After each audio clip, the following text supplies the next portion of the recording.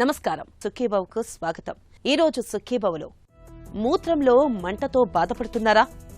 మధుమేహమందు గుండెకు మేలే, చక్కెర మానేస్తే రోజుల్లోనే చక్కటి ఫలితాలు, లేజర్ చికిత్సతో దంత సమస్యలు మాయం, ఇంకా హెల్త్ టిప్. డీహైడ్రేషన్ కు లోనైనప్పుడు ఒళ్లంతా వేడెక్కడం, మూత్రం మంటగా రావడం మనలో చాలా మందికి అనుభవమే. అయితే సీజన్లతో నిమిత్తం లేకుండా మనలో చాలా మందికి తరచుగా మూత్రంలో మంట అనేది బాధిస్తూ ఉంటుంది. మూత్రానికి వెళ్లిన ప్రతిసారి చురుక్కమనే మంట వేధిస్తూ ఉంటుంది. ఈ రకమైన సమస్యను డాక్టర్లు సిస్టైటిస్ గా పిలుస్తారు. మూత్రంలో మంటను తెచ్చిపెట్టే సిస్టైటిస్ సమస్యకు కారణాలు, పరిష్కార మార్గాల గురించి ఇప్పుడు తెలుసుకుందాం.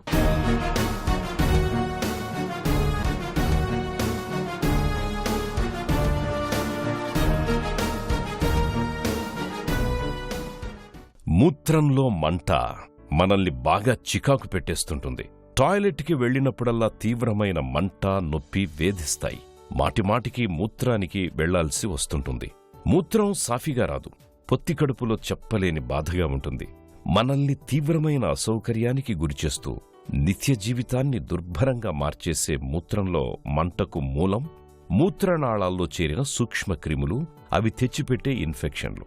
వైద్య పరిభాషలో సిస్టైటిస్ గా పిలిచే మూత్రంలో మంటకి చాలా వరకు బ్యాక్టీరియానే కారణమవుతుంటుంది.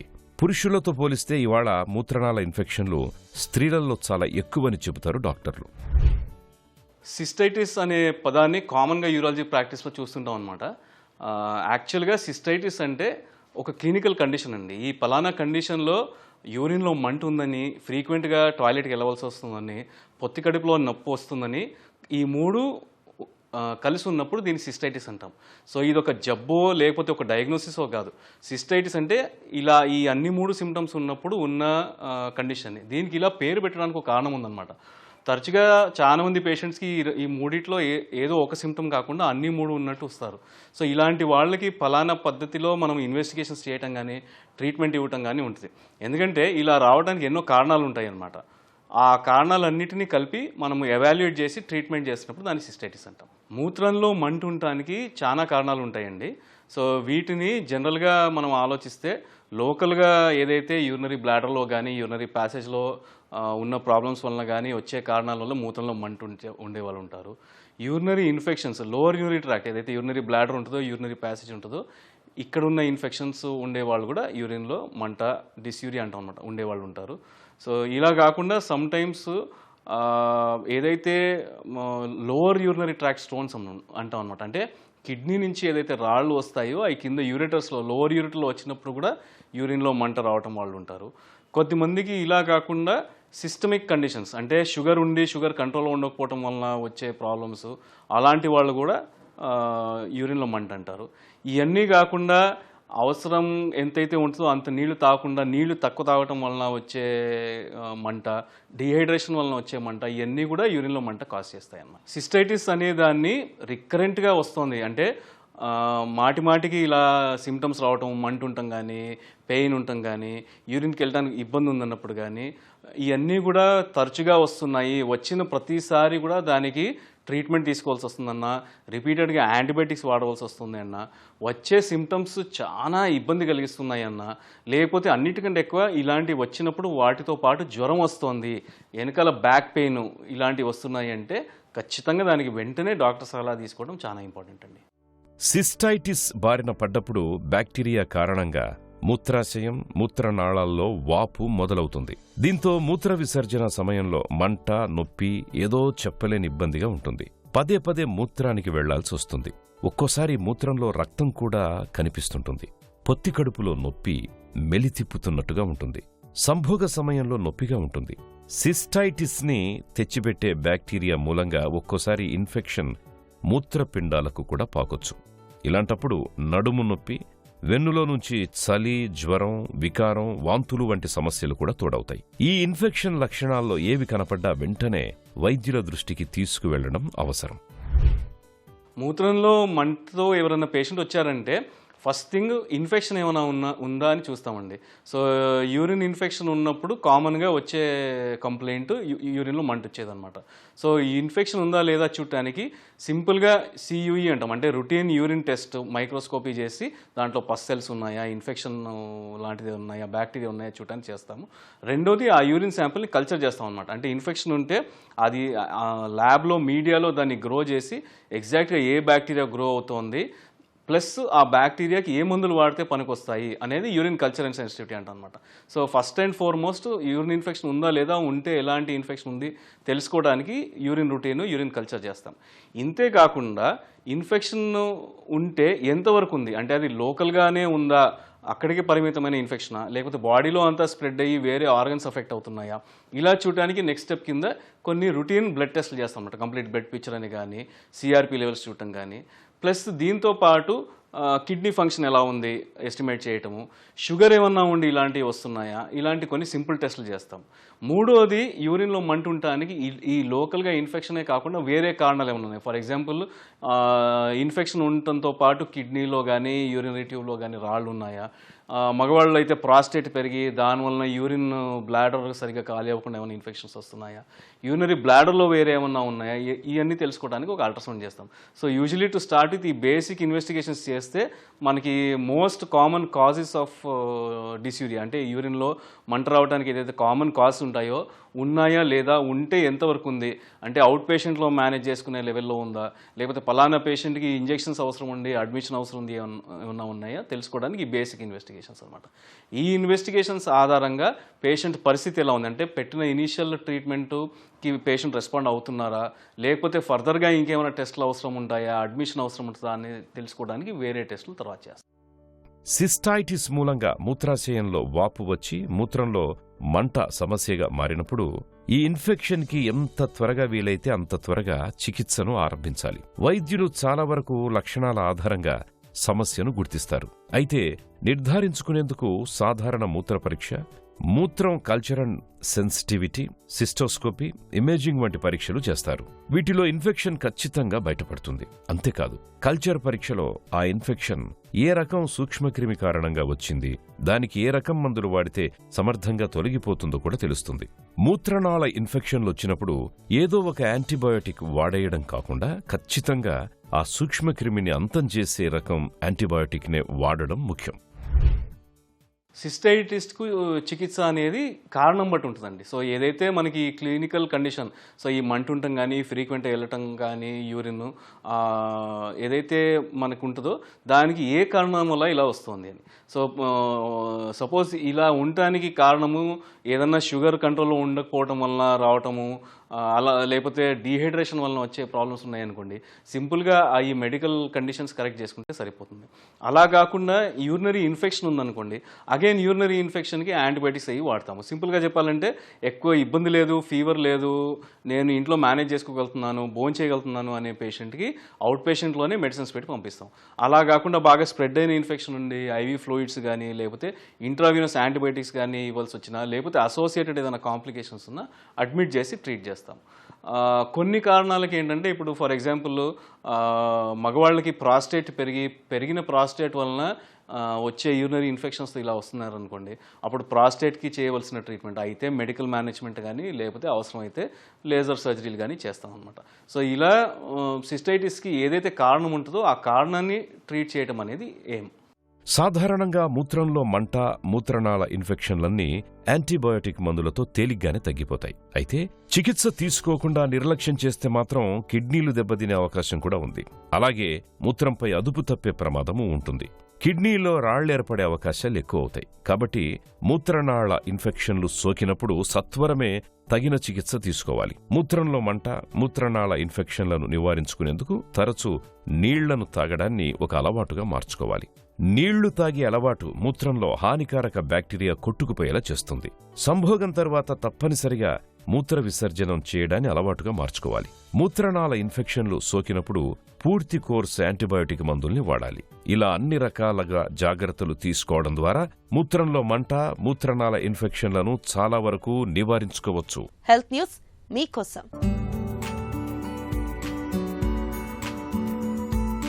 రక్తంలో గ్లూకోజ్ నియంత్రణకు వాడే మెట్ఫార్మిన్ మందు గుండెకు మేలు చేస్తున్నట్లు ఒక తాజా అధ్యయనంలో వెల్లడైంది.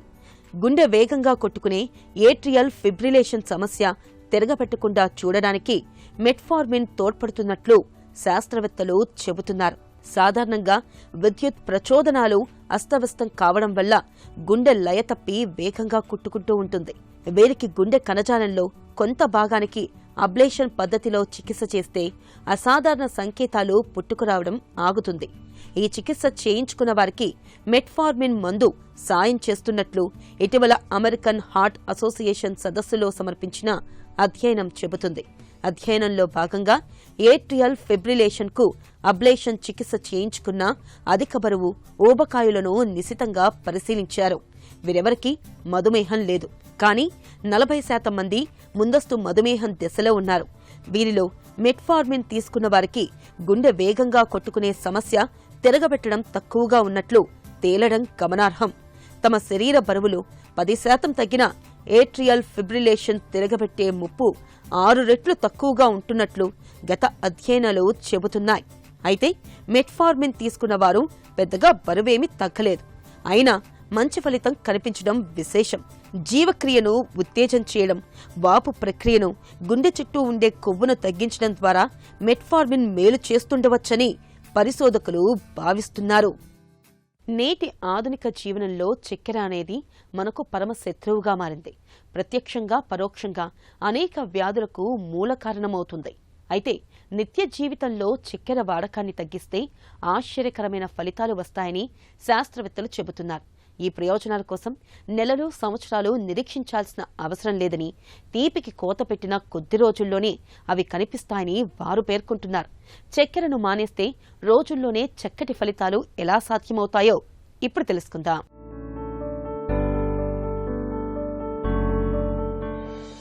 చక్కెర తినడం ఆరోగ్యానికి మంచిది కాదని మనలో చాలా మందికి తెలుసు. అయితే ఏదో ఒక రూపంలో దాన్ని తీసుకుంటూనే ఉన్నాం. దీనివల్ల ఊబకాయం, ఫ్యాటీ లివర్, మధుమేహం, గుండె జబ్బులు, క్యాన్సర్ వంటి ముప్పులు పొంచి ఉంటాయి. తీపి పదార్థాలను తీసుకోవడాన్ని తగ్గించేస్తే మితిమీరి తినడం వల్ల కలిగే దుష్ప్రభావాలను తప్పించుకోవచ్చు. అంతేకాదు, ఎక్కువ కాలం నిరీక్షించాల్సిన అవసరం లేకుండానే ఆశ్చర్యకరమైన ఫలితాలను పొందవచ్చు.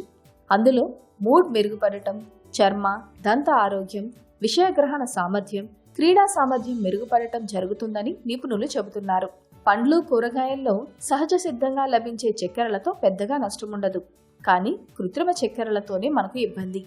కృత్రిమ చక్కెరలను ప్రాసెసింగ్, వంట లేదా తినేటప్పుడు ఆహారం లేదా పానీయాల్లోకి చేరుస్తారు. వీటినే యాడెడ్ షుగర్స్ అంటారు. అమెరికా FDA సూచనల ప్రకారం వీటిని రోజుకు 50 గ్రాములకు మించి తీసుకోకూడదు. అయితే 260కి పైగా వివిధ రకాల చక్కెరలు మార్కెట్లో లభిస్తున్నాయి. ఆహారాన్ని నిల్వ చేయడానికి, వాటికి తీపిని జోడించటానికి, రుచిని పెంచడానికి వీటిని వాడుతుంటారు. చాలా వరకు అనారోగ్యకరమైన అల్ట్రా ప్రాసెస్డ్ ఆహారాల్లోనే వీటిని ఉపయోగిస్తుంటారు. ఇలాంటి యాడెడ్ షుగర్స్ కలిసిన ఆహారాన్ని తీసుకోవడం వల్ల క్రోన్స్ డిసీజ్, మల్టిపుల్ స్క్లెరోసిస్ వంటి ఆటో ఇమ్యూన్ రుగ్మతలు, అధిక రక్తపోటు, దాదాపు 10 రకాల క్యాన్సర్ల ముప్పు పొంచి ఉంటుంది. ఈ నేపథ్యంలో యాడెడ్ షుగర్స్ కు స్వస్తి పలకడం లేదా తగ్గించడం వల్ల ఇలాంటి వ్యాధుల ముప్పు తగ్గడమే కాకుండా జీవన నాణ్యత మెరుగుపడుతుందని శాస్త్రవేత్తలు పేర్కొంటున్నారు. చక్కెరను తగ్గించడం వల్ల AGEలు అనే హానికరమైన పదార్థ ఉత్పత్తి తగ్గుతుంది. వార్ధక్య ప్రక్రియను వేగవంతం చేయడం, అల్జీమర్స్ వ్యాధి వంటి దీర్ఘకాల సమస్యలతో ఈ పదార్థాలకు సంబంధం ఉంది. మెదడులో భావోద్వేగాలను నియంత్రించే రసాయనాలను చక్కెర అడ్డగిస్తుంది.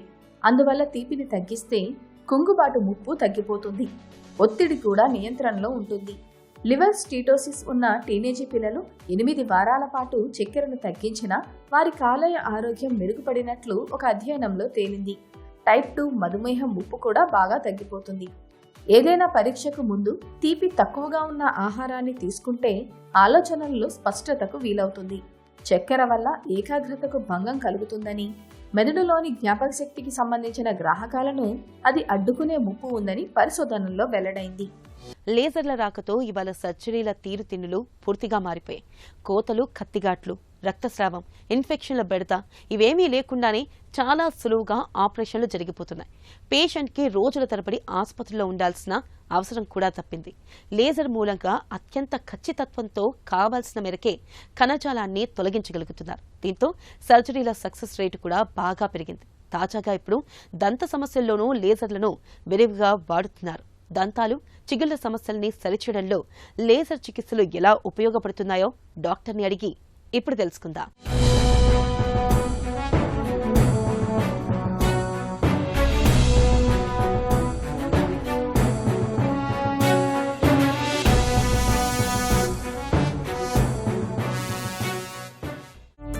డెంటల్ లేజర్స్ అంటే ఏంటి? So lasers in dentistry. So ఈ లేజర్స్ డెంటిస్ట్రీలో ఇప్పుడు ఒక రెవల్యూషన్. ఈ లేజర్స్ అనేవి ప్రతి ట్రీట్మెంట్లో ఇప్పుడు చేస్తూ ఉన్నాము. ఈ కొత్త ఇన్నోవేషన్ ఇన్ డెంటిస్ట్రీ ఈ లేజర్స్ అనేవి చేస్తున్నాము. సో లేజర్స్తో various treatments with minimum pain, minimum bleeding అవి చేయొచ్చు విత్ లీస్ట్ డిస్కంఫర్ట్.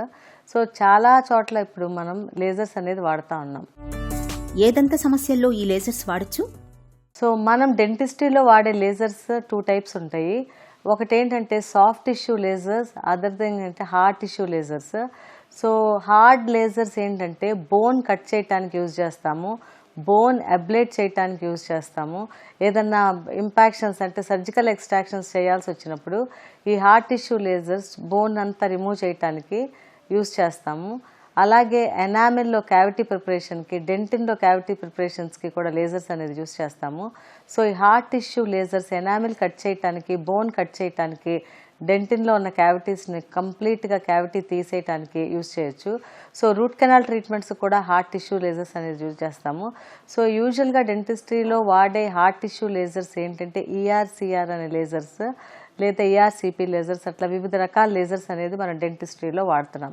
అలా కాకుండా సాఫ్ట్ టిష్యూ లేజర్స్, ఈ సాఫ్ట్ టిష్యూ లేజర్స్ ఏంటంటే diode lasers, CO2 lasers, Nd YAG lasers అని ఉంటాయి.